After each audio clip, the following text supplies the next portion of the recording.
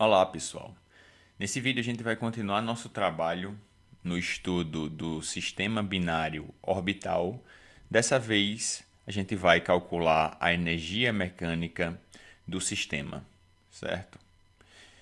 Então, se vocês voltarem no vídeo passado, vocês vão ver que a gente tem dois corpos, um de massa M1, outro de massa M2. Os corpos eles estão em movimento, certo? É um sistema de dois corpos autogravitantes. E o que eu tenho que fazer? Tenho que calcular a energia mecânica total e os termos envolvidos para que a gente obtenha energia mecânica total é a energia potencial gravitacional do sistema mais a energia cinética dos corpos que compõem o sistema, certo? Então, energia potencial gravitacional é dada pelo negativo da constante gravitacional vezes o produto das massas dividido pela distância entre elas. Ok? Então, é esse primeiro termo aqui. E a energia cinética, a gente tem dois termos, né? Então, o primeiro vai ser 1/2 da massa do corpo 1, m1, vezes a velocidade do corpo 1 ao quadrado, mais a energia cinética do segundo corpo, né? Então, m1 m2 v2 ao quadrado. O que é que eu vou fazer? Eu obtive no vídeo passado exatamente esses termos. E como eu disse para vocês, eu não obtive V1, obtive V1 ao quadrado e V2 ao quadrado, exatamente porque eu já tinha em mente que eu queria substituir nessa equação aqui, certo? Nos termos de energia cinética, onde a gente não tem as velocidades, mas sim as velocidades ao quadrado, né? Então é isso que eu vou fazer. Vou pegar os resultados do vídeo passado e substituir aqui em V1 ao quadrado e em V2 ao quadrado, certo? Então repito o primeiro termo. No segundo termo, vou repetir 1/2 de M1. A gente calculou no vídeo passado esse termo que está entre colchetes, tá certo? A gente calculou que V1 ao quadrado é Gm2 ao quadrado dividido pela soma das massas vezes a distância entre elas. E a gente calculou que V2 ao quadrado é G vezes a massa 1 ao quadrado dividido pelo mesmo denominador, tá certo? Soma das massas vezes a distância entre elas. Ótimo. O que é que eu fiz? Eu transformei esses termos que envolvem a energia cinética e envolve a velocidade das partículas, a velocidade das partículas ou dos corpos, né? Ao longo das órbitas, de maneira que eu tenha esses termos de energia cinética expressos exatamente nas mesmas grandezas do termo de energia potencial gravitacional, de maneira que eu possa simplificar, né, essa expressão para a energia mecânica, vendo como é que eu posso reagrupar esses três termos aqui, tá certo? De forma que a gente obtenha a expressão mais simples possível para a energia mecânica total do sistema de dois corpos autogravitantes, certo? Então, o que é que eu vou fazer? Eu simplesmente reagrupei, tá certo? Esses dois termos.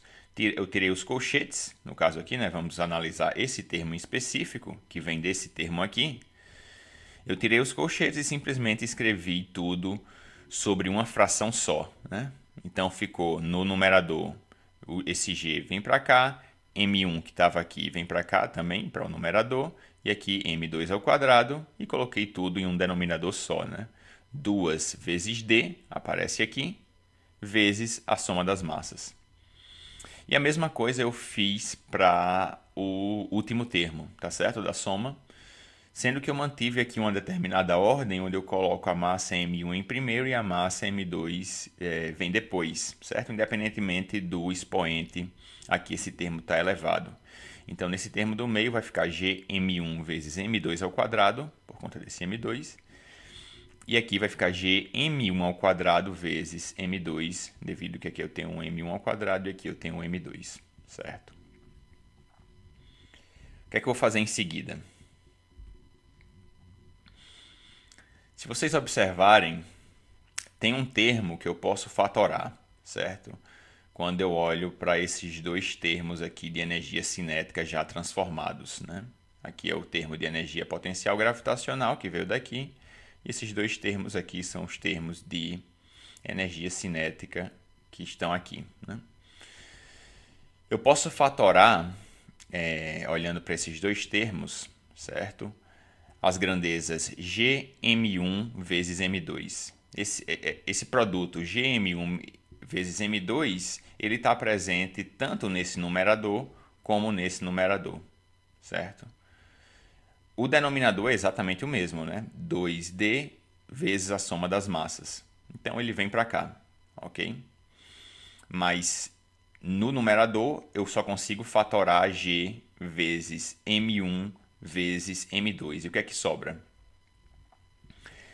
Eu tendo essa multiplicação aqui, para eu obter esse primeiro numerador, eu tenho que multiplicar por M2, né? Então, se eu pegar M2 multiplicar por esse denominador, desculpa, se eu pegar M2 e multiplicar por esse numerador, certo? Eu obtenho o que eu tenho aqui, Gm1 vezes M2 ao quadrado. Já para eu reobter esse numerador aqui, eu tenho que multiplicar esse produto, Gm1 vezes M2, por M1, né? Então, M1 vezes Gm1 vezes M2, eu recupero o que eu tinha aqui.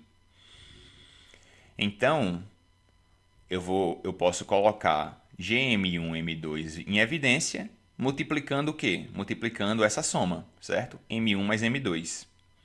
Eu não decidi colocar aqui em cima, tá certo? No numerador poderia ter colocado, eu coloquei aqui multiplicando a fração como um todo, que é simplesmente só uma questão de preferência, né? Esse termo aqui, de qualquer maneira, estaria no numerador dessa fração, certo? Então, quando eu multiplico isso daqui por M1, aplicando propriedade distributiva, né? Esse produto dessas três grandezas vezes M1 me recupera esse numerador, dividido por esse denominador, vai me dar essa fração, né? E quando eu multiplico esse termo pelo segundo termo dessa soma, eu recupero esse numerador aqui, que mais uma vez vai estar dividido por esse denominador, então eu recupero esse termo aqui da soma, tá certo? Então o que eu fiz é perfeitamente possível, é totalmente legal do ponto de vista matemático. Só fiz um processo de colocar um termo em evidência, né? Quando eu faço isso, o que é que eu percebo? Eu percebo que eu tenho um termo de soma de massas no numerador e um termo de soma de massas no denominador. Exatamente o mesmo termo. Então, o que é que eu posso fazer? Posso cancelar esses dois termos, né? Corto aqui, fico só com o que sobra, certo? Então, o que é que eu vou obter? Vou obter que energia mecânica é o termo de energia potencial gravitacional, que é um termo negativo, mais um termo que agora eu consegui transformar o que era uma soma de dois termos, duas energias cinéticas, em apenas um termo, certo? Mas o que foi que eu fiz? Eu eliminei a variável de velocidade, de maneira que eu expresso exatamente com as mesmas variáveis que eu tenho para a energia potencial gravitacional, certo? Então, a soma das duas energias cinéticas pode ser escrita como G vezes massa m1 vezes massa m2 dividido por duas vezes a distância entre as massas. E agora eu posso trabalhar, certo? Com esses dois termos. O que é que eu vou fazer? Se eu tenho que fazer uma operação de soma, né, entre duas frações, eu tenho que colocá-las sob o mesmo denominador, né? Tenho que igualar os denominadores de alguma forma. Então, o que é que eu decidi fazer? É o método que eu uso mais frequentemente, né? Já que eu tenho um fator 2D aqui, e aqui eu tenho só um fator D, como é que eu posso transformar essa fração para ter um denominador 2D? Simplesmente multiplicando, né? Multiplico por 2 no numerador, multiplico por 2 no denominador, certo? E agora, as duas frações têm o mesmo denominador, eu posso somar os numeradores. Então, vai ficar Gm1 vezes M2 menos 2Gm1M2. Ok? De maneira que eu obtenho a minha resposta final para a energia mecânica total desse sistema de dois corpos autogravitantes, que é simplesmente menos G vezes M1 vezes M2 dividido pela distância multiplicado por 2, né? Distância entre os corpos vezes 2, 2 vezes d. Ok? E tem algumas coisas que a gente pode ler, tá certo? Dentro desse resultado. A primeira coisa que a gente pode ver desse resultado é que a energia mecânica total é metade da energia potencial gravitacional do sistema. Eu não preciso voltar para o slide anterior, porque a gente veio repetindo, certo, o termo de energia potencial gravitacional até aqui, né? Então, o termo para energia potencial gravitacional é esse, Gm1 menos Gm1 vezes m2 dividido por d. E o que a gente obtém para energia mecânica total é exatamente 1 meio, né, 1 sobre 2, desse valor aqui, né, menos Gm1 vezes m2 dividido por d. Ok? Parece claro porque é metade, porque a gente tem um termo negativo, que é de energia potencial gravitacional, e a gente somou com um termo positivo, né, que são os termos de energia cinética. Então, por isso que a gente acabou aumentando, né, esse termo, já que a gente tinha um termo mais negativo, que é o termo de energia potencial gravitacional sem o 2 aqui, a gente acabou aumentando esse valor, transformando em um termo menos negativo, né, dividindo ele por 2. Ok? Mas mesmo assim continua sendo um termo negativo, o que nos mostra que o fator de energia potencial gravitacional em módulo ainda é mais relevante do que o fator de energia cinética, né? Porque se o fator de energia cinética fosse maior, a gente teria invertido o sinal, passando de negativo para positivo. E a segunda leitura que a gente pode fazer é exatamente com relação a esse sinal negativo. Então, o sinal negativo indica que a órbita descrita pelos corpos é fechada, de forma que estes não escapam de sua influência gravitacional mútua, ok? Então, o fato de que a energia mecânica do sistema ela é negativa indica que os corpos eles estão sob a influência gravitacional mútua um do outro e eles descrevem uma órbita fechada, ok?